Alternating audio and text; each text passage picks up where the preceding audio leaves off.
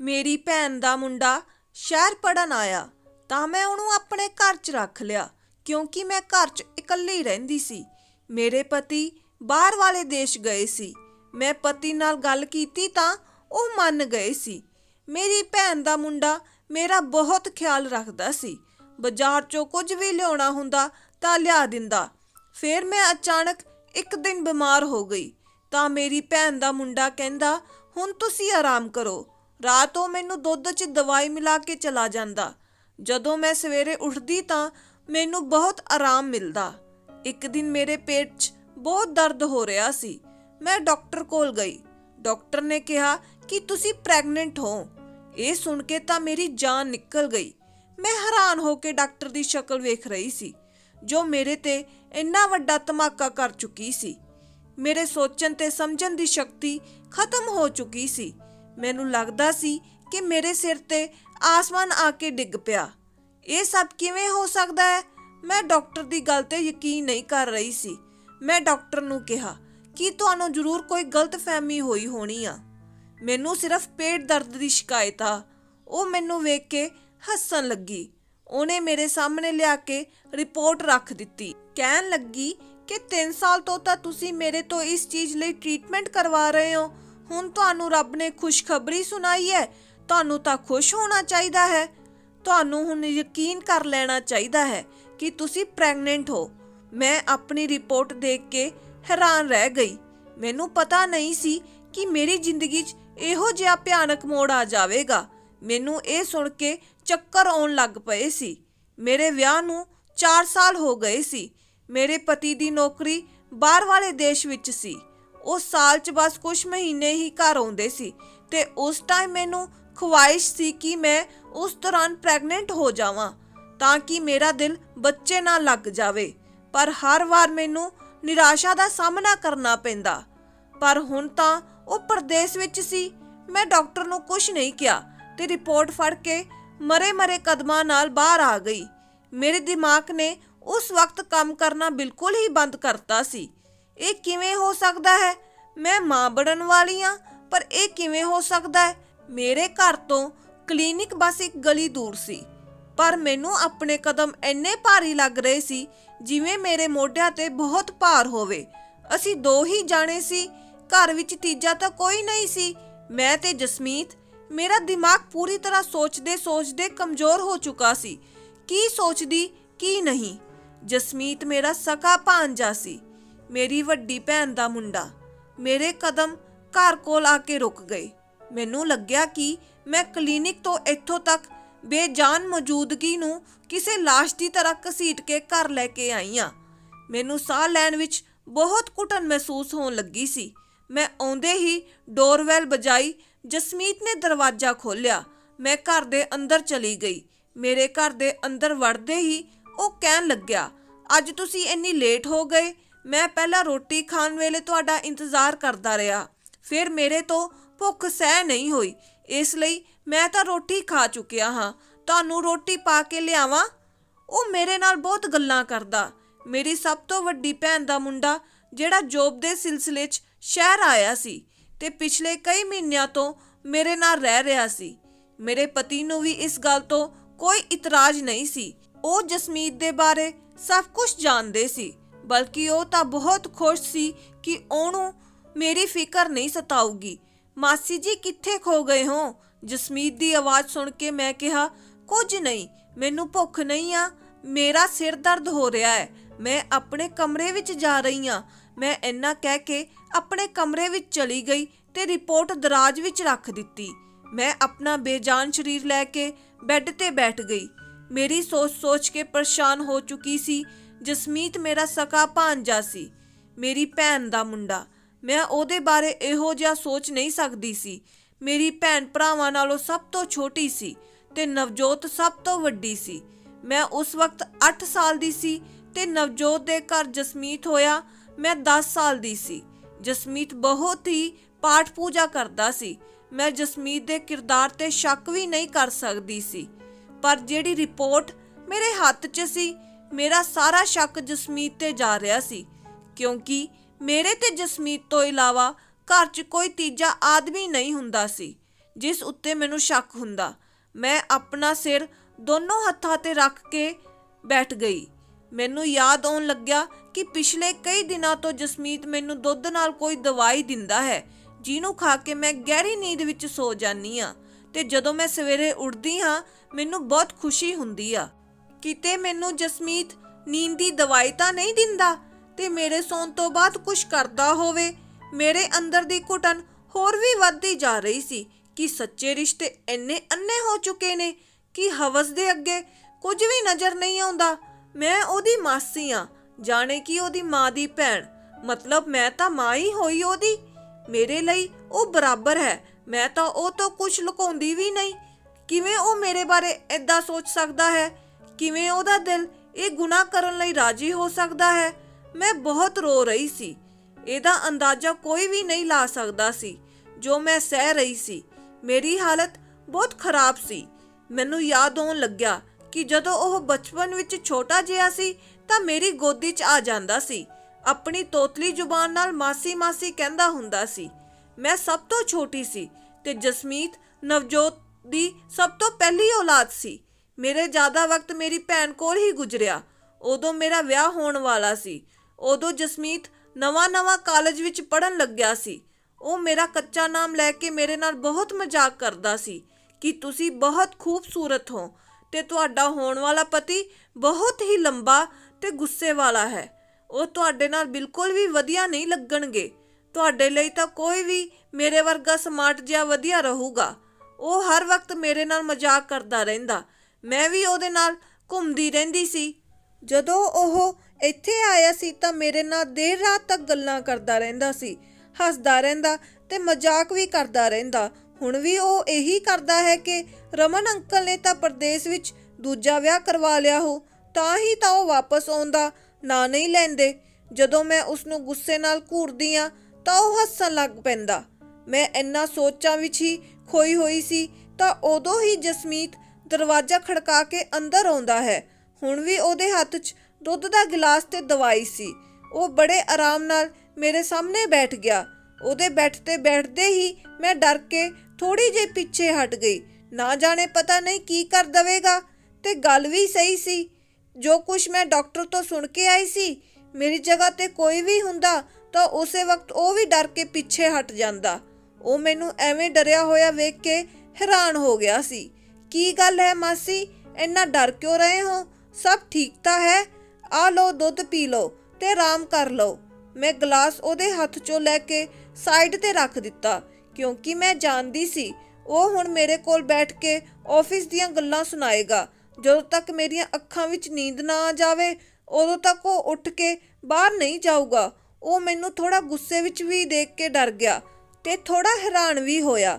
ਮੈਨੂੰ ਕਹਿਣ ਲੱਗਿਆ, ਕੀ ਹੋਇਆ ਮਾਸੀ, ਤੁਹਾਡੀ ਸਿਹਤ ਤਾਂ ਠੀਕ ਹੈ? ਮੈਨੂੰ ਏਦਾਂ ਵੇਖ ਕੇ ਉਹ ਥੋੜਾ ਪਰੇਸ਼ਾਨ ਜਿਹਾ ਹੋ ਗਿਆ। ਮੈਨੂੰ ਉਹਦੇ ਤੇ ਹੋਰ ਵੀ ਗੁੱਸਾ ਆਉਣ ਲੱਗਿਆ। ਮੇਰੇ ਸਾਹਮਣੇ ਉਹ ਕਿਵੇਂ ਡਰਾਮੇ ਕਰ ਰਿਹਾ ਸੀ, ਜਿਵੇਂ ਉਹ ਬਹੁਤ ਹੀ ਮਾਸੂਮ ਹੋਵੇ, ਅਣਜਾਣ ਹੋਵੇ। ਪਹਿਲਾਂ ਤਾਂ ਮੇਰਾ ਮਨ ਕੀਤਾ ਕਿ ਉਹਦੇ ਜ਼ੋਰ ਨਾਲ ਥੱਪੜ ਮਾਰਾਂ, ਉਹਨੂੰ ਜਾਨੋਂ ਮਾਰਦਾ ਤੇ ਫਿਰ ਉਹਦੇ ਸਾਹਮਣੇ ਰਿਪੋਰਟ ਕੱਢ ਕੇ ਰੱਖ ਦੇਵਾਂ ਤੇ ਕਹਾਂ, ਵੇਖ ਤੇਰੀ ਸ਼ਰਾਫਤ ਦਾ ਸਬੂਤ। ਉਹਨੂੰ ਧੱਕੇ ਮਾਰ ਕੇ ਬਾਹਰ ਕੱਢਦਾ। ਪਰ ਮੈਂ ਚਾਹੁੰਦੀ ਸੀ ਉਹਨੂੰ ਰੰਗੇ ਹੱਥੀ ਫੜਾਂ, ਨਹੀਂ ਤਾਂ ਉਹ ਮੁੱਕਰ ਜਾਊਗਾ। ਮੈਂ ਕਿਹਾ, ਮੇਰੇ ਸਿਰ 'ਚ ਬਹੁਤ ਦਰਦ ਹੋ ਰਿਹਾ ਹੈ, ਮੈਨੂੰ ਬਿਲਕੁਲ ਵੀ ਜਗਾਉਣ ਦੀ ਕੋਸ਼ਿਸ਼ ਨਾ ਕਰੀ। ਮੈਨੂੰ ਏਦਾਂ ਸੁਣ ਉਹ ਚੁੱਪ ਹੋ ਗਿਆ ਤੇ ਉੱਠ ਕੇ ਕਮਰੇ ਦੇ ਦਰਵਾਜ਼ੇ ਤੱਕ ਚਲਾ ਗਿਆ। ਤੁਸੀਂ ਆਰਾਮ ਕਰੋ ਤੇ ਹਾਂ, ਇਹ ਦੁੱਧ ਜ਼ਰੂਰ ਪੀ ਲਿਓ। ਤੁਸੀਂ ਰੋਟੀ ਵੀ ਨਹੀਂ ਖਾਧੀ। ਉਹ ਮੈਨੂੰ ਦੁਬਾਰਾ ਦੁੱਧ ਪੀਣ ਲਈ ਕਹਿ ਕੇ ਚਲਾ ਗਿਆ। ਮੈਂ ਇਹ ਜਾਣਨਾ ਚਾਹੁੰਦੀ ਸੀ ਕਿ ਉਹ ਮੈਨੂੰ ਦੁੱਧ ਤੇ ਦਵਾ ਖਵਾ ਕੇ ਮੇਰੇ ਨਾਲ ਕੀ ਕਰਦਾ ਹੈ ਤੇ ਮੈਂ ਉਹ ਦੁੱਧ ਦਾ ਗਿਲਾਸ ਖਿੜਕੀ 'ਚੋਂ ਬਾਹਰ ਡੋਲ ਦਿੱਤਾ ਜੋ ਬਾਹਰ ਗਲੀ 'ਚ ਖੁੱਲ੍ਹਦੀ ਸੀ ਤੇ ਦਵਾਈ ਦਰਾਜ਼ ਦੇ ਅੰਦਰ ਰੱਖ ਦਿੱਤੀ। ਮੈਂ ਲਾਈਟ ਬੰਦ ਕਰਕੇ ਸੋ ਗਈ। ਹੁਣ ਮੈਨੂੰ ਉਸ ਵਕਤ ਦਾ ਇੰਤਜ਼ਾਰ ਸੀ ਕਿ ਜਦੋਂ ਜਸਮੀਤ ਆਊਗਾ। 1 ਘੰਟਾ ਲੰਘ ਚੁੱਕਾ ਸੀ ਪਰ ਮੇਰੇ ਕਮਰੇ 'ਚ ਕੋਈ ਵੀ ਨਹੀਂ ਆਇਆ। ਮੈਂ ਉਹਦਾ ਇੰਤਜ਼ਾਰ ਕਰਦੀ ਤੰਗ ਆ ਚੁੱਕੀ ਸੀ। ਮੈਨੂੰ ਨੀਂਦ ਵੀ ਆਉਣ ਲੱਗੀ, ਇਸ ਲਈ ਸੋਚਿਆ ਮੈਂ ਖੁਦ ਹੀ ਦੇਖ ਆਉਣੀ ਆ ਕਿ ਉਹ ਕੀ ਕਰ ਰਿਹਾ ਹੈ। ਮੈਂ ਉੱਠ ਕੇ ਆਪਣੇ ਕਮਰੇ 'ਚੋਂ ਬਾਹਰ ਨਿਕਲ ਆਈ। ਸਾਹਮਣੇ ਵਾਲਾ ਕਮਰਾ ਜਸਮੀਤ ਦਾ ਸੀ। ਮੈਂ ਜਦੋਂ ਹੌਲੀ ਉਹਦੇ ਕਮਰੇ ਦਾ ਦਰਵਾਜ਼ਾ ਖੋਲ੍ਹਿਆ, ਮੇਰੇ ਤਾਂ ਹੋਸ਼ ਹੀ ਉੱਡ ਗਏ। ਉਹ ਤਾਂ ਕਮਰੇ 'ਚ मैं ਉਹਦੇ ਕਮਰੇ ਦਾ ਦਰਵਾਜ਼ਾ ਹੌਲੀ-ਹੌਲੀ ਬੰਦ ਕਰ ਦਿੱਤਾ ਤੇ ਆਪਣੇ ਕਮਰੇ 'ਚ ਆ ਗਈ। ਮੇਰੇ ਮਨ 'ਚ ਉਹ ਗੱਲ ਆਉਣ ਲੱਗੀ ਜਦੋਂ ਨਵਜੋਤ ਦਾ ਮੈਨੂੰ ਪਹਿਲੀ ਵਾਰ ਫੋਨ ਆਇਆ ਸੀ। ਉਹ ਕਹਿਣ ਲੱਗੀ ਕਿ ਜਸਮੀਤ ਸ਼ਹਿਰ 'ਚ ਨੌਕਰੀ ਕਰਨਾ ਚਾਹੁੰਦਾ ਹੈ, ਪਰ ਤੂੰ ਜਾਣਦੀ ਆ ਮੈਂ ਇਹ ਗੱਲ ਵਿੱਚ ਰਾਜੀ ਨਹੀਂ। ਉਹਨੂੰ ਹੋਸਟਲ ਵਿੱਚ ਰਹਿਣ ਦੀ ਇਜਾਜ਼ਤ ਨਹੀਂ ਹੈ। ਉੱਥੇ ਕਈ ਕਿਸਮ ਦੇ ਨੌਜਵਾਨ ਹੁੰਦੇ ਨੇ। ਮੇਰਾ ਜਸਮੀਤ ਸਿੱਧਾ ਸਾਦਾ ਹੈ, ਕਿਤੇ ਉਹ ਗਲਤ ਲੋਕਾਂ ਨਾਲ ਫਸ ਨਾ ਜਾਵੇ। ਤੇ ਤੂੰ ਤਾਂ ਜਾਣਦੀ ਹੈ ਕਿ ਅਸੀਂ ਇਹਦੀ ਦੇਖਭਾਲ ਕਿਵੇਂ ਕੀਤੀ ਹੈ। ਮੇਰਾ ਮੁੰਡਾ ਬਹੁਤ ਸ਼ਰੀਫ ਹੈ, ਨਾਲੇ ਜਿੱਥੇ ਮੁੰਡੇ ਰਹਿੰਦੇ ਹੋਣ ਉੱਥੇ 100 ਬੁਰਾਈਆਂ ਹੁੰਦੀਆਂ ਨੇ। ਇਸ ਲਈ ਜੇ ਉਹਨੂੰ ਤੂੰ ਆਪਣੇ ਘਰ ਰੱਖ ਲਏ ਤਾਂ ਮੈਨੂੰ ਬਹੁਤ ਖੁਸ਼ੀ ਹੋਵੇਗੀ। ਮੈਂ ਉਹਨੂੰ ਹਾਂ ਕਰ ਦਿੱਤੀ ਸੀ ਕਿ ਜਸਮੀਤ ਮੇਰਾ ਭਾਂਜਾ ਨਹੀਂ, ਮੇਰਾ ਮੁੰਡਾ ਹੈ। ਇਹ ਸਪਸ਼ਟ ਸੀ ਕਿਉਂਕਿ ਉਹ ਮੇਰਾ ਸਕਾ ਭਾਂਜਾ ਸੀ ਤੇ ਸਕਾ ਭਾਂਜਾ ਆਪਣੇ ਪੁੱਤ ਬਰਾਬਰ ਹੁੰਦਾ ਹੈ। ਮੇਰਾ ਸਿਰ ਫਟਣ ਲੱਗਿਆ ਕਿਉਂਕਿ ਮੇਰਾ ਭਾਂਜਾ ਉਸ ਵਕਤ ਆਪਣੇ ਕਮਰੇ ਵਿੱਚ ਬੈਠ ਕੇ ਸਿਗਰਟ ਪੀ ਰਿਹਾ ਸੀ। ਉਹ ਇਸ ਗੱਲ ਤੋਂ ਅਣਜਾਣ ਸੀ ਕਿ ਮੈਂ ਉਹਨੂੰ ਸਿਗਰਟ ਪੀਂਦੇ ਦੇਖ ਲਿਆ ਸੀ। ਮੇਰੀ ਭੈਣ ਦਿਲ ਦੀ ਮਰੀਜ਼ ਸੀ। ਜੇ ਉਹ ਇਹ ਸੱਚ ਜਾਣ ਜਾਂਦੀ ਕਿ ਜਸਮੀਤ ਨੇ ਮੇਰੇ ਨਾਲ ਕੀ ਕੀਤਾ ਹੈ, ਸ਼ਾਇਦ ਉਹ ਸੁਣਦੇ ਹੀ ਮਰ ਜਾਂਦੀ। ਪਰ ਹੁਣ ਮੈਂ ਸੋਚਿਆ ਕਿ ਜਸਮੀਤ ਨੂੰ ਮੇਰੇ ਸਵੇਰ ਹੀ ਕਹਿ ਦੂੰ ਕਿ ਉਹ ਆਪਣੇ ਰਹਿਣ ਦਾ ਇੰਤਜ਼ਾਮ ਕਿਤੇ ਹੋਰ ਕਰ ਲਵੇ। ਮੈਂ ਉਹਨੂੰ ਘਰ ਨਹੀਂ ਰੱਖ ਸਕਦੀ। ਮੈਂ ਆਪਣਾ ਦਰਵਾਜ਼ਾ ਬੰਦ ਕੀਤਾ ਤੇ ਸੋ ਗਈ। ਸਵੇਰੇ ਦਰਵਾਜ਼ਾ ਬੜੇ ਜ਼ੋਰ ਨਾਲ ਖੜਕਿਆ। ਮੈਂ ਉੱਠੀ ਤੇ ਜਦੋਂ ਦਰਵਾਜ਼ਾ ਖੋਲ੍ਹਿਆ ਸਾਹਮਣੇ ਵੇਖਿਆ ਜਸਮੀਤ ਮੈਨੂੰ ਬਹੁਤ ਗੁੱਸੇ ਨਾਲ ਵੇਖ ਰਿਹਾ ਸੀ। ਮਾਸੀ, ਤੁਸੀਂ ਦਰਵਾਜ਼ਾ ਕਿਉਂ ਬੰਦ ਕੀਤਾ ਸੀ? ਉਹਦਾ ਮੇਰੇ ਤੇ ਰੋਬ ਮਾਰਨਾ, ਮੈਨੂੰ ਵੀ ਉਹਦੇ ਤੇ ਥੋੜਾ ਗੁੱਸਾ ਆ ਗਿਆ ਸੀ। ਉਹ ਹੁੰਦਾ ਕੌਣ ਹੈ ਮੇਰੇ ਨਾਲ ਇਸ ਤਰ੍ਹਾਂ ਨਾਲ ਗੱਲ ਕਰਨ ਵਾਲਾ? ਸ਼ਾਇਦ ਉਹਨੂੰ ਤਕਲੀਫ ਇਸ ਗੱਲ ਦੀ ਸੀ ਕਿ ਮੈਂ ਉਸਦਾ ਰਸਤਾ ਬੰਦ ਕਰ ਦਿੱਤਾ ਸੀ। ਜਿਹੜਾ ਗੁਨਾਹ ਉਹ ਮੇਰੇ ਨਾਲ ਕਰ ਰਿਹਾ ਸੀ, ਇਸ ਕਰਕੇ ਉਹ ਮੇਰੇ ਨਾਲ ਗੁੱਸੇ ਵਿੱਚ ਗੱਲ ਕਰ ਰਿਹਾ ਸੀ। ਮੈਂ ਕਿਹਾ, ਤੂੰ ਹੁੰਨਾ ਕੌਣ ਹੈ ਮੈਨੂੰ ਇਹ ਸਭ ਪੁੱਛਣ ਵਾਲਾ? ਉਹ ਮੈਨੂੰ ਗੁੱਸੇ ਵਿੱਚ ਵੇਖ ਕੇ ਥੋੜਾ ਜਿਹਾ ਹੈਰਾਨ ਹੋ ਗਿਆ ਤੇ ਪਿਆਰ ਨਾਲ ਬੋਲਿਆ ਕਿ ਮਾਸੀ, ਰਾਤ ਤੁਹਾਡੀ ਤਬੀਅਤ ਠੀਕ ਨਹੀਂ ਸੀ, ਮੈਨੂੰ ਤੁਹਾਡੀ ਫਿਕਰ ਹੋ ਰਹੀ ਸੀ। ਮੈਂ ਕਦੋਂ ਦਾ ਦਰਵਾਜ਼ਾ ਖੜਕਾ ਰਿਹਾ ਸੀ, ਪਰ ਜਦੋਂ ਤੁਸੀਂ ਜਵਾਬ ਨਹੀਂ ਦਿੱਤਾ ਮੈਂ ਥੋੜਾ ਜਿਹਾ ਪਰੇਸ਼ਾਨ ਹੋ ਗਿਆ। ਮੈਨੂੰ ਲੱਗਿਆ ਕਿ ਤੁਸੀਂ ਬੇਹੋਸ਼ ਨਾ ਹੋ ਗਏ ਹੋਵੋ, ਇਸ ਲਈ ਮੈਂ ਦਰਵਾਜ਼ਾ ਖੋਲ੍ਹਣਾ ਚਾਹਿਆ, ਪਰ ਤੁਸੀਂ ਦਰਵਾਜ਼ਾ ਅੰਦਰੋਂ ਲੌਕ ਕੀਤਾ ਸੀ। ਤੁਸੀਂ ਪਲੀਜ਼ ਅੱਗੇ ਤੋਂ ਦਰਵਾਜ਼ਾ ਲੌਕ ਨਾ ਕਰਿਆ ਕਰੋ। ਮੈਨੂੰ ਉਹਦੀ ਝੂਠੀ ਫਿਕਰ ਤੇ ਦਿਖਾਵੇ ਦੀ ਪਰੇਸ਼ਾਨੀ ਨੂੰ ਵੇਖ ਬਹੁਤ ਹੀ ਗੁੱਸਾ ਆਇਆ। ਮੈਂ ਕਿਹਾ, ਤੈਨੂੰ ਮੇਰੀ ਫਿਕਰ ਕਰਨ ਦੀ ਕੋਈ ਲੋੜ ਨਹੀਂ, ਤੇ ਮੈਂ ਕਮਰੇ 'ਚੋਂ ਬਾਹਰ ਆ ਗਈ। ਆਪਣੇ ਲਈ ਨਾਸ਼ਤਾ ਬਣਾਇਆ ਤੇ ਰੋਟੀ ਖਾ ਕੇ ਆਪਣੇ ਗਵਾਂਢੀਆਂ ਦੇ ਘਰ ਸਹੇਲੀ ਕੋਲ ਚਲੀ ਗਈ। ਮੇਰੇ ਗਵਾਂਢ ਵੀ ਮੇਰੀ ਉਮਰ ਦੀ ਇੱਕ ਕੁੜੀ ਰਹਿੰਦੀ ਸੀ, ਵਿਆਹੀ ਬਰੀ ਜਵਾਕਾਂ ਵਾਲੀ ਸੀ। ਮੇਰੀ ਦੋਸਤੀ ਉਸ ਨਾਲ ਬਹੁਤ ਪੱਕੀ ਸੀ। ਉਸਦੇ ਪਤੀ ਵੀ ਮੈਨੂੰ ਆਪਣੀ ਛੋਟੀ ਭੈਣ ਸਮਝਦੇ ਸੀ। ਜਦੋਂ ਵੀ ਉਹ ਬਾਜ਼ਾਰ ਜਾਂਦੇ ਮੈਨੂੰ ਪੁੱਛਦੇ ਕਿ ਭੈਣੇ, ਤੁਸੀਂ ਕੁਝ ਮੰਗਵਾਉਣਾ ਹੋਇਆ ਤਾਂ ਬਿਨਾਂ ਤਕਲੀਫ ਕੀਤੇ ਦੱਸ ਦਿਓ। ਮੈਂ ਅਕਸਰ ਉਹਨਾਂ ਤੋਂ ਸਮਾਨ ਮੰਗਵਾ ਲੈਂਦੀ ਸੀ। ਪਰ ਜਦੋਂ ਦਾ ਜਸਮੀਤ ਆਇਆ ਸੀ ਮੈਂ ਹਰ ਕੰਮ ਜਸਮੀਤ ਨੂੰ ਕਹਿ ਦਿੰਦੀ ਸੀ। ਉਸ ਵਕਤ ਤਾਂ ਮੇਰਾ ਮੇਰੇ ਗੁਆਂਢੀਆਂ ਤੋਂ ਇਹੀ ਕੰਮ ਸੀ, ਕਿਉਂਕਿ ਮੈਂ ਆਪਣਾ ਅਬੋਰਸ਼ਨ ਕਰਵਾਉਣਾ ਸੀ। ਮੇਰੇ ਪਤੀ ਜਲਦੀ ਹੀ ਆਉਣ ਵਾਲੇ ਸੀ। ਮੇਰੇ ਕੋਲ ਇਸ ਗੁਨਾਹ ਨੂੰ ਖਤਮ ਕਰਵਾਉਣ ਤੋਂ ਬਿਨਾਂ ਕੋਈ ਹੋਰ ਦੂਜਾ ਰਸਤਾ ਨਹੀਂ ਸੀ। ਪਰ ਮੈਨੂੰ ਇਹ ਸਮਝ ਨਹੀਂ ਆ ਰਿਹਾ ਸੀ ਕਿ ਮੈਂ ਆਪਣੀ ਸਹੇਲੀ ਨੂਰੀ ਨੂੰ ਕੀ ਕਹੂੰਗੀ। ਨਾ ਜਾਣੇ ਉਹ ਮੇਰੇ ਬਾਰੇ ਕੀ ਸੋਚੂਗੀ, ਪਰ ਮੈਨੂੰ ਕਿਸੇ ਨਾ ਕਿਸੇ ਔਰਤ ਦੀ ਤਾਂ ਜ਼ਰੂਰਤ ਸੀ, ਉਹ ਵੀ ਬਿਨਾਂ ਸੱਚ ਦੱਸੇ, ਕਿਉਂਕਿ ਮੈਨੂੰ ਇਹ ਕਦਮ ਉਠਾਉਣਾ ਹੀ ਪੈਣਾ ਸੀ। ਕਿਉਂਕਿ ਜੇ ਮੈਂ ਇਹ ਗੱਲ ਨਵਜੋਤ ਨੂੰ ਦੱਸਦੀ ਤਾਂ ਉਹ ਸਹਿ ਨਾ ਕਰ ਪਾਉਂਦੀ। ਜੇ ਸਭ ਕੁਝ ਮੈਂ ਆਪਣੇ ਪਤੀ ਨੂੰ ਦੱਸਦੀ ਤਾਂ ਉਹ ਮੈਨੂੰ ਕਦੇ ਵੀ ਆਪਣੀ ਪਤਨੀ ਨਾ ਕਹਿੰਦਾ। ਮੇਰਾ ਤਾਂ ਘਰ ਬਰਬਾਦ ਹੋ ਜਾਂਦਾ। ਮੈਂ ਇਹੋ ਜਿਹੀ ਪਰੇਸ਼ਾਨੀ ਦਾ ਸ਼ਿਕਾਰ ਸੀ ਜਿਹੜੀ ਸਿਰਫ ਮੈਂ ਹੀ ਜਾਣਦੀ ਸੀ। ਮੈਂ ਨੂਰੀ ਨੂੰ ਕਿਹਾ ਕਿ ਮੇਰੇ ਪੇਟ 'ਚ ਬੱਚਾ ਹੈ, ਮੈਂ ਉਸ ਦਾ ਅਬੋਰਸ਼ਨ ਕਰਵਾਉਣਾ ਹੈ, ਇਸ ਲਈ ਉਹ ਮੇਰੇ ਨਾਲ ਡਾਕਟਰ ਕੋਲ ਹੀ ਜਾਵੇ। ਉਹ ਮੇਰੀ ਗੱਲ ਮੰਨ ਗਈ। ਮੈਂ ਉਹ ਡਾਕਟਰ ਕੋਲ ਨਹੀਂ ਗਈ ਸੀ ਜਿਸ ਤੋਂ ਮੈਂ ਕਈ ਸਾਲਾਂ ਤੋਂ ਆਪਣਾ ਇਲਾਜ ਕਰਵਾ ਰਹੀ ਸੀ, ਬਲਕਿ ਇੱਕ ਨਵੀਂ ਲੇਡੀ ਡਾਕਟਰ ਕੋਲ ਗਈ ਤਾਂ ਜੋ ਉਹ ਮੇਰਾ ਇਹ ਕੰਮ ਆਰਾਮ ਨਾਲ ਕਰ ਦਵੇ। ਉਹ ਲੇਡੀ ਡਾਕਟਰ ਮੰਨ ਗਈ। ਅਬੋਰਸ਼ਨ ਕਰਵਾਉਣ ਤੋਂ ਪਹਿਲਾਂ ਉਸ ਰਾਤ ਮੇਰੇ ਨਾਲ ਕੁਝ ਅਜਿਹਾ ਹੋਇਆ ਜਿਸ ਨਾਲ ਮੇਰੀ ਰੂਹ ਕੰਬ ਗਈ। ਮੈਂ ਰਾਤ ਘਰ ਆਉਂਦੇ ਹੀ ਜਸਮੀਤ ਨੂੰ ਕਹਿ ਦਿੱਤਾ ਕਿ ਮੈਂ ਤੈਨੂੰ ਆਪਣੇ ਘਰ ਨਹੀਂ ਰੱਖ ਸਕਦੀ। ਮੇਰੀ ਇਹ ਗੱਲ ਸੁਣ ਕੇ ਉਹ ਹੈਰਾਨ ਹੋ ਗਿਆ। ਮਾਸੀ ਜੀ, ਤੁਸੀਂ ਇਹ ਕੀ ਕਹਿ ਰਹੇ ਹੋ? ਮੈਂ ਕਿਉਂ ਤੁਹਾਨੂੰ ਛੱਡ ਕੇ ਜਾਊਂਗਾ? ਮੈਨੂੰ ਤਾਂ ਕੋਈ ਪ੍ਰੋਬਲਮ ਨਹੀਂ ਹੈ, ਮੈਂ ਤਾਂ ਕਿਤੇ ਵੀ ਰਹਿ ਲਵਾਂਗਾ, ਪਰ ਤੁਸੀਂ ਇਕੱਲੇ ਕਿਵੇਂ ਰਹੋਗੇ? ਜਸਮੀਤ ਮੈਨੂੰ ਲੈ ਕੇ ਫਿਕਰ ਕਰ ਰਿਹਾ ਸੀ। ਮੈਂ ਕਿਹਾ ਕਿ ਤੇਰੇ ਆਉਣ ਤੋਂ ਪਹਿਲਾਂ ਵੀ ਤਾਂ ਮੈਂ ਇਕੱਲੀ ਹੀ ਰਹਿੰਦੀ ਸੀ, ਜਲਦੀ ਤੋਂ ਜਲਦੀ ਆਪਣੇ ਰਹਿਣ ਦਾ ਇੰਤਜ਼ਾਮ ਕਰ ਲੈ। ਉਹਨੇ ਕੋਈ ਜਵਾਬ ਨਹੀਂ ਦਿੱਤਾ, ਪਰ ਚਿਹਰੇ ਤੇ ਉਹ ਪਰੇਸ਼ਾਨ ਜ਼ਰੂਰ ਲੱਗ ਰਿਹਾ ਸੀ। ਮੈਂ ਆਪਣੇ ਕਮਰੇ ਵਿੱਚ ਜਾ ਕੇ ਸੋ ਗਈ। ਮੈਂ ਹੁਣ ਦਰਵਾਜ਼ਾ ਬੰਦ ਕਰਕੇ ਸੌਂਦੀ ਸੀ। ਕੁਝ ਟਾਈਮ ਵਿੱਚ ਹੀ ਮੈਂ ਸੋ ਗਈ। ਫਿਰ ਮੈਨੂੰ ਹੋਸ਼ ਨਹੀਂ ਆ ਰਹੀ ਸੀ। ਰਾਤ ਨੂੰ ਜਦੋਂ ਮੇਰੀ ਅੱਖ ਖੁੱਲੀ ਤਾਂ ਮੈਨੂੰ ਲੱਗਾ ਕਿ ਮੇਰੇ ਬਰਾਬਰ ਕੋਈ ਸੁੱਤਾ ਪਿਆ ਹੈ। ਮੈਂ ਬੁਰੀ ਤਰ੍ਹਾਂ ਡਰ ਗਈ ਸੀ। ਇੰਨਾ ਹਨੇਰਾ ਕਿ ਮੈਂ ਉਸ ਨੂੰ ਵੇਖ ਨਹੀਂ ਪਾ ਰਹੀ ਸੀ। ਬਸ ਇਹੀ ਨਜ਼ਰ ਆ ਰਿਹਾ ਸੀ ਕਿ ਮੇਰੇ ਬਰਾਬਰ ਕੋਈ ਸੁੱਤਾ ਪਿਆ ਹੈ। ਮੈਨੂੰ ਜਲਦਬਾਜ਼ੀ ਵਿੱਚ ਕੁਝ ਨਾ ਸੁੱਝਾ ਤਾਂ ਮੈਂ ਰੋਲਾ ਪਾਉਣਾ ਸ਼ੁਰੂ ਕਰ ਦਿੱਤਾ, ਪਰ ਅਗਲੇ ਹੀ ਪਲ ਮੇਰੇ ਨਾਲ ਪਿਆ ਆਦਮੀ ਉੱਠ ਕੇ ਬੈਠ ਗਿਆ। ਇਹ ਤੋਂ ਪਹਿਲਾਂ ਕਿ ਮੈਂ ਬੈੱਡ ਤੋਂ ਉੱਠਦੀ, ਉਹਨੇ ਮੇਰੇ ਮੂੰਹ ਤੇ ਹੱਥ ਰੱਖ ਲਿਆ। ਇਸ ਤੋਂ ਪਹਿਲਾਂ ਮੈਂ ਆਪਣੇ ਆਪ ਨੂੰ ਬਚਾਉਣ ਲਈ ਕੋਈ ਰਸਤਾ ਸੋਚਦੀ, ਉਸ ਆਦਮੀ ਨੇ ਸਾਈਡ ਤੇ ਪਿਆ ਲੈਂਪ ਔਨ ਕਰ ਦਿੱਤਾ। ਮੈਂ ਉਸ ਆਦਮੀ ਨੂੰ ਵੇਖ ਕੇ ਆਪਣੇ ਹੋਸ਼ ਖੋ ਬੈਠੀ। ਮੇਰੇ ਸਾਹਮਣੇ ਮੇਰਾ ਪਤੀ ਸੀ। ਦੀਪ, ਤੁਸੀਂ ਕਦੋਂ ਘਰ ਆ ਗਏ? ਉਹ ਵੀ ਮੈਨੂੰ ਬਿਨਾਂ ਦੱਸੇ। ਉਹ ਅਚਾਨਕ ਹੀ ਆ ਗਏ ਸੀ। ਉਹ ਹੱਸਣ ਲੱਗੇ। ਉਹ ਕਹਿਣ ਲੱਗੇ ਤੈਨੂੰ ਸਰਪ੍ਰਾਈਜ਼ ਦੇਣਾ ਸੀ। ਜਦੋਂ ਮੈਂ ਘਰ ਪਹੁੰਚਿਆ ਸੀ ਤਾਂ ਜਸਮੀਤ ਨੇ ਦਰਵਾਜ਼ਾ ਖੋਲ੍ਹ ਦਿੱਤਾ ਸੀ। ਉਹਨੂੰ ਪਤਾ ਸੀ ਕਿ ਮੈਂ ਆ ਰਿਹਾ ਹਾਂ, ਪਰ ਜਦੋਂ ਮੈਂ ਤੇਰੇ ਕਮਰੇ 'ਚ ਆਉਣ ਲੱਗਿਆ ਤਾਂ ਦਰਵਾਜ਼ਾ ਬੰਦ ਸੀ। ਮੈਨੂੰ ਖਿੜਕੀ ਵਾਲੇ ਰਸਤੇ 'ਚੋਂ ਅੰਦਰ ਆਉਣਾ ਪਿਆ। ਤੂੰ ਵੀ ਅਜੀਬ ਹੈ। ਇੱਥੇ ਕਿਹੜਾ ਕੋਈ ਗੈਰ ਸੀ ਜਿਹੜਾ ਤੂੰ ਦਰਵਾਜ਼ਾ ਬੰਦ ਕਰਕੇ ਸੁੱਤੀ ਸੀ? ਦੀਪ ਦੀ ਗੱਲ ਦਾ ਮੈਂ ਕੀ ਜਵਾਬ ਦਿੰਦੀ? ਉਸ ਵਕਤ ਮੈਂ ਬਹੁਤ ਜ਼ਿਆਦਾ ਦੁਖੀ ਸੀ, ਇਸ ਲਈ ਮੈਂ ਦੀਪ ਦੇ ਗੱਲ ਲੱਗ ਕੇ ਬਹੁਤ ਰੋਈ। ਉਹ ਮੈਨੂੰ ਏਦਾਂ ਰੋਂਦਾ ਵੇਖ ਕੇ ਸਮਝ ਗਏ ਕਿ ਮੈਂ ਉਹਨਾਂ ਦੇ ਬਿਨਾਂ ਉਦਾਸ ਹੋ ਗਈ ਸੀ, ਇਸ ਲਈ ਉਹ ਮੈਨੂੰ ਅਚਾਨਕ ਵੇਖ ਕੇ ਰੋਣ ਲੱਗ ਪਈ। ਪਰ ਹਕੀਕਤ ਤਾਂ ਮੈਂ ਹੀ ਜਾਣਦੀ ਸੀ ਤੇ ਮੇਰੇ ਤੇ ਕੀ ਬੀਤ ਰਹੀ ਹੈ। ਉਹ ਮੈਨੂੰ ਤਸੱਲੀ ਦੇਣ ਲੱਗੇ। ਜਦੋਂ ਮੈਂ ਸਵੇਰੇ ਉੱਠੀ ਤਾਂ ਦੀਪ ਉਦੋਂ ਵੀ ਸੋ ਰਹੇ ਸੀ। ਮੈਂ ਬਹੁਤ ਪਰੇਸ਼ਾਨ ਸੀ। ਅੱਜ ਮੈਂ ਡਾਕਟਰ ਦੇ ਕੋਲ ਅਬੋਰਸ਼ਨ ਕਰਵਾਉਣ ਜਾਣਾ ਹੈ, ਪਰ ਇਹ ਸਭ ਦੀਪ ਦੀ ਮੌਜੂਦਗੀ ਵਿੱਚ ਮੁਮਕਿਨ ਨਹੀਂ ਸੀ। ਮੈਂ ਇਹ ਸਭ ਸੋਚ ਕੇ ਪਰੇਸ਼ਾਨ ਸੀ ਕਿ ਮੈਂ ਦੀਪ ਨੂੰ ਕੀ ਬਹਾਨਾ ਲਾਉਂਗੀ, ਕਿਵੇਂ ਗੱਲ ਲੁਕਾਉਂਦੀ। ਮੈਂ ਪਰੇਸ਼ਾਨ ਜੀ ਬਾਹਰ ਆ ਕੇ ਬੈਠ ਗਈ। ਉਦੋਂ ਜਸਮੀਤ ਰਸੋਈ ਵਿੱਚ ਆਇਆ। ਉਹਨੇ ਆਪਣੇ ਲਈ ਨਾਸ਼ਤਾ ਬਣਾ ਕੇ ਟੇਬਲ ਤੇ ਰੱਖਿਆ ਸੀ। ਉਹ ਮੈਨੂੰ ਵੇਖ ਕੇ ਹੱਸਣ ਲੱਗ ਪਿਆ। ਕਹਿਣ ਲੱਗਿਆ ਕਿ ਕਿਵੇਂ ਲੱਗਿਆ ਮਾਸੀ ਜੀ ਤੁਹਾਨੂੰ ਅੰਕਲ ਦਾ ਸਰਪ੍ਰਾਈਜ਼? ਮੈਂ ਉਹਨੂੰ ਨਫ਼ਰਤ ਭਰੀਆਂ ਅੱਖਾਂ ਨਾਲ ਵੇਖਿਆ ਤੇ ਕਿਹਾ, ਤੂੰ ਕਿੰਨਾ ਢੀਠ ਹੈ ਤੇ ਕਿੰਨਾ ਡਰਾਮੇਬਾਜ਼ ਇਨਸਾਨ ਹੈ। ਕਿੰਨਾ ਮਾਸੂਮ ਲੱਗਦਾ, ਤੈਨੂੰ ਸ਼ਰਮ ਨਹੀਂ ਆਉਂਦੀ? ਇੱਕ ਪਾਸੇ ਮਾਸੀ ਕਹਿਣਾ ਤੇ ਦੂਜੇ ਪਾਸੇ।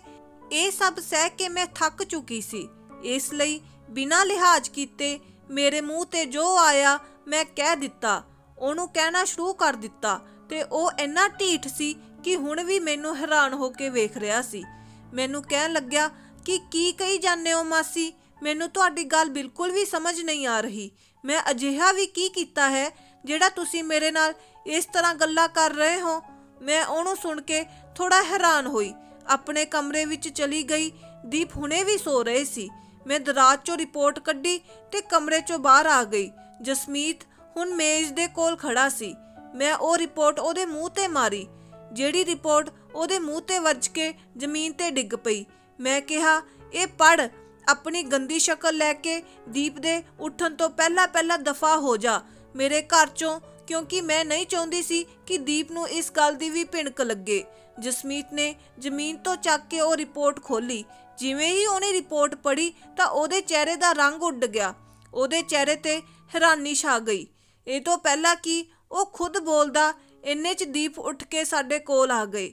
ਉਹ ਉਸਦੇ ਹੱਥ ਵਿੱਚੋਂ ਰਿਪੋਰਟ ਲੈ ਕੇ ਪੜ੍ਹਨ ਲੱਗੇ। ਉਹਨਾਂ ਨੂੰ ਦੇਖ ਕੇ ਮੇਰੀ ਜਾਨ ਹੀ ਤਨ ਨਾਲੋਂ ਅਲੱਗ ਹੋ ਗਈ। ਹੁਣ ਮੇਰਾ ਘਰ ਬਰਬਾਦ ਹੋ ਜਾਵੇਗਾ। ਦੀਪ ਤਾਂ ਹੁਣ ਤਲਾਕ ਹੀ ਦੇ ਦੇਣਗੇ। ਮੈਂ ਬੁਰੀ ਤਰ੍ਹਾਂ ਚੱਕਰ ਖਾ ਕੇ ਡਿੱਗ ਪਈ ਸੀ। ਜਦੋਂ ਮੈਨੂੰ ਹੋਸ਼ ਆਇਆ ਤਾਂ ਮੈਂ ਹਸਪਤਾਲ ਵਿੱਚ ਸੀ। ਮੈਨੂੰ ਬੋਤਲ ਲੱਗੀ ਸੀ। ਦੀਪ ਮੈਨੂੰ ਬੜੀ ਗੰਭੀਰਤਾ ਨਾਲ ਦੇਖ ਰਹੇ ਸੀ। ਜਸਮੀਤ ਵੀ ਮੇਰੇ ਕੋਲ ਖੜਾ ਸੀ। ਮੈਂ ਕਹਿਣ ਲੱਗੀ, ਦੀਪ ਮੇਰਾ ਕੋਈ ਕਸੂਰ ਨਹੀਂ ਹੈ। ਜਸਮੀਤ ਮੈਨੂੰ ਨੀਂਦ ਦੀ ਦਵਾਈ ਦਿੰਦਾ ਸੀ। ਮੈਨੂੰ ਕੁਝ ਨਹੀਂ ਪਤਾ ਤੇ ਤੁਸੀਂ ਮੈਨੂੰ ਤਲਾਕ ਨਾ ਦਿਓ। ਮੈਂ ਤੁਹਾਨੂੰ ਬਹੁਤ ਪਿਆਰ ਕਰਦੀ ਹਾਂ। ਮੈਂ ਤੁਹਾਡੇ ਬਿਨਾਂ ਨਹੀਂ ਰਹਿ ਪਾਉਂਗੀ। ਮੈਂ ਬਿਸਤਰ 'ਚ ਪਈ ਹੱਥ ਜੋੜ ਕੇ ਦੀਪ ਤੋਂ ਮਾਫੀ ਮੰਗ ਰਹੀ ਸੀ। ਦੀਪ ਮੇਰੇ ਕੋਲ ਆਏ। ਉਹਨਾਂ ਨੇ ਮੇਰੇ ਜੁੜੇ ਹੱਥਾਂ ਨੂੰ ਆਪਣੇ ਹੱਥਾਂ 'ਚ ਲਿਆ। ਉਹ ਕਹਿਣ ਲੱਗੇ, ਤੂੰ ਪਰੇਸ਼ਾਨ ਨਾ ਹੋ, ਮੈਂ ਤੈਨੂੰ ਨਹੀਂ ਛੱਡਾਂਗਾ। ਮੈਂ ਤੇਰੇ ਸਾਰੇ ਟੈਸਟ ਨਵੇਂ ਕਰਵਾਏ ਨੇ ਤੇ ਤੂੰ ਪ੍ਰੈਗਨੈਂਟ ਨਹੀਂ ਹੈ। ਸ਼ਾਇਦ ਤੇਰੀ ਰਿਪੋਰਟ ਕਿਸੇ ਹੋਰ ਰਿਪੋਰਟ ਨਾਲ ਬਦਲ ਗਈ ਸੀ ਤੇ ਨਾ ਹੀ ਤੂੰ ਗੁਨਾਹਗਾਰ ਹੈ, ਨਾ ਹੀ ਜਸਮੀਤ ਨੇ ਇਹੋ ਜਿਹਾ ਕੁਝ ਕੀਤਾ ਹੈ ਤੇ ਤੂੰ ਵੀ ਉਹਦੇ ਕਿਰਦਾਰ ਤੇ ਸ਼ੱਕ ਨਾ ਕਰ। ਇਹ ਸਭ ਰਿਪੋਰਟ ਬਦਲਣ ਕਾਰਨ ਹੋਇਆ ਹੈ। ਇਹ ਸਭ ਗਲਤਫਹਿਮੀ ਆ। ਮੇਰੀ ਨਜ਼ਰ ਜਦੋਂ ਜਸਮੀਤ ਪਈ ਤਾਂ ਉਹ ਰੋ ਰਿਹਾ ਸੀ, ਬਿਨਾਂ ਆਵਾਜ਼ ਕੀਤੇ ਹੰਝੂ ਵਹਾ ਰਿਹਾ ਸੀ। ਉਹ ਦੇਖ ਕੇ ਮੇਰੇ ਕੋਲ ਆ ਗਿਆ ਤੇ ਮੈਨੂੰ ਕਹਿਣ ਲੱਗਿਆ ਕਿ ਮਾਸੀ ਜੀ, ਤੁਸੀਂ ਸੋਚ ਵੀ ਕਿਵੇਂ ਲਿਆ ਕਿ ਮੈਂ ਤੁਹਾਡੇ ਤੇ ਐਵੇਂ ਕਰ ਸਕਦਾ ਹਾਂ? ਮੈਨੂੰ ਕਦੇ ਵੀ ਆਪਣੀ ਮਾਂ ਤੇ ਤੁਹਾਡੇ ਵਿੱਚ ਫਰਕ ਨਹੀਂ ਦਿਖਾਈ ਦਿੱਤਾ। ਮੈਂ ਤਾਂ ਕਿਸੇ ਗੈਰ ਕੁੜੀ ਵੱਲ ਅੱਖ ਚੱਕ ਕੇ ਵੀ ਨਹੀਂ ਵੇਖਿਆ।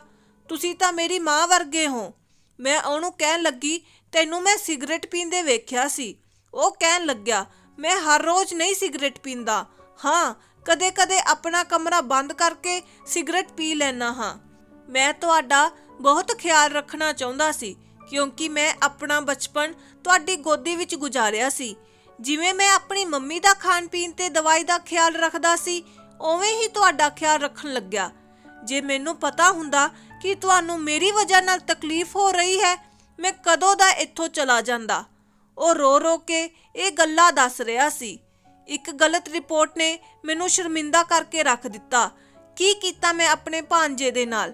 ਮੈਂ ਸੋਚਿਆ ਵੀ ਨਹੀਂ ਸੀ, ਪਰ ਮੇਰੇ ਦਿਮਾਗ 'ਚ ਇਹ ਖਿਆਲ ਵੀ ਨਹੀਂ ਆਇਆ ਕਿ ਕਦੇ-ਕਦੇ ਰਿਪੋਰਟ ਵੀ ਗਲਤ ਨਿਕਲ ਸਕਦੀ ਹੈ। ਮੈਂ ਸੋਚ ਰਹੀ ਸੀ ਕਿ ਕਾਸ਼ ਇੱਕ ਵਾਰੀ ਮੈਂ ਆਪਣੀ ਰਿਪੋਰਟ ਦੁਬਾਰਾ ਤੋਂ ਟੈਸਟ ਕਰਵਾ ਲਈ ਹੁੰਦੀ ਤਾਂ ਇਹ ਸਭ ਨਾ ਹੁੰਦਾ। ਧੰਨਵਾਦ।